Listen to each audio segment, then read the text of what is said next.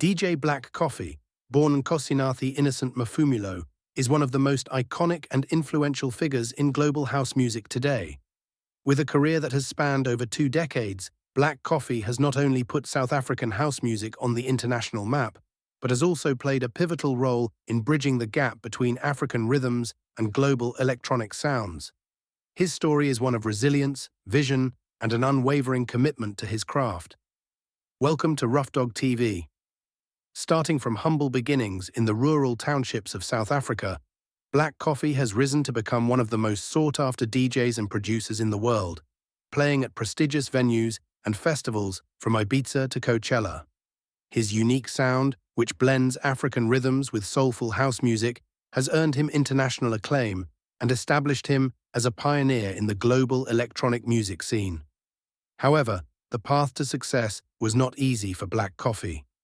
His journey is marked by personal challenges, including overcoming a life-altering injury and navigating the complexities of the music industry. Yet, through it all, he has remained focused on his passion for music and his desire to create a sound that reflects his African heritage while resonating with audiences around the world. Early life and background.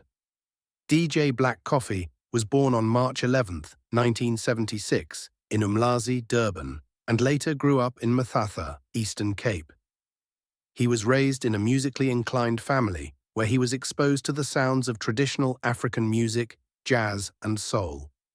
His grandfather was a prominent figure in his life, sharing stories of the African struggle and playing local music that instilled in him a deep sense of cultural pride. Growing up in apartheid-era South Africa, Black Coffee experienced the challenges faced by many Black South Africans at the time, including economic hardship and systemic discrimination. Despite these obstacles, he found solace in music and was inspired by the richness of African rhythms and sounds that surrounded him. During his teenage years, Black Coffee moved to Durban, where he continued to nurture his love for music.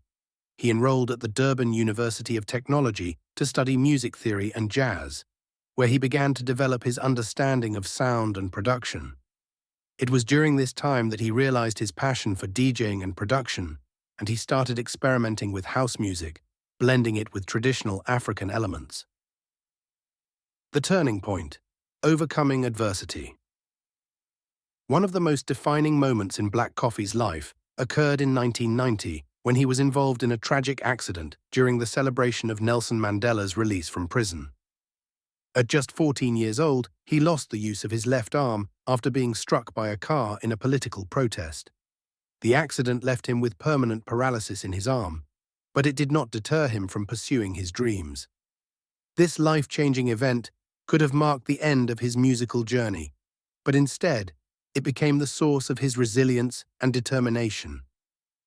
Black Coffee's injury fueled his desire to prove that he could still achieve greatness, despite the physical challenges he faced. With only one functional arm, he taught himself how to DJ and produce music using innovative techniques, earning admiration for his skill and perseverance. This adversity would later define his identity as an artist who refuses to let obstacles stand in his way. Black Coffee's ability to overcome his physical limitations and turn them into a source of strength is a testament to his dedication to his craft and his belief in the power of music. Black Coffee's first steps into music. In the mid-1990s, Black Coffee began to immerse himself in the South African music scene, drawing inspiration from the emerging Kwaito sound, a genre of music that fused house beats with African melodies and street culture. He started playing at local parties and events in Durban and Johannesburg, where he honed his DJ skills and began building a reputation for his deep and soulful house sets. At the same time, he formed a music trio called Shana, simply hot and naturally African, alongside his university friends. The group blended Kwaito, house, and Afro soul, and they became a local success, with their music being played on radio stations across South Africa. Black Coffee's role as the group's producer allowed him to experiment with different sounds, and it was during this time that he began to develop his signature style, a blend of deep house, jazz, and African rhythms. Although Shana brought him some recognition in South Africa, Black Coffee always had his eyes set on something bigger. He wanted to push the boundaries of what South African music could achieve on the global stage, and he knew that to do so, he would need to carve out his path as a solo artist.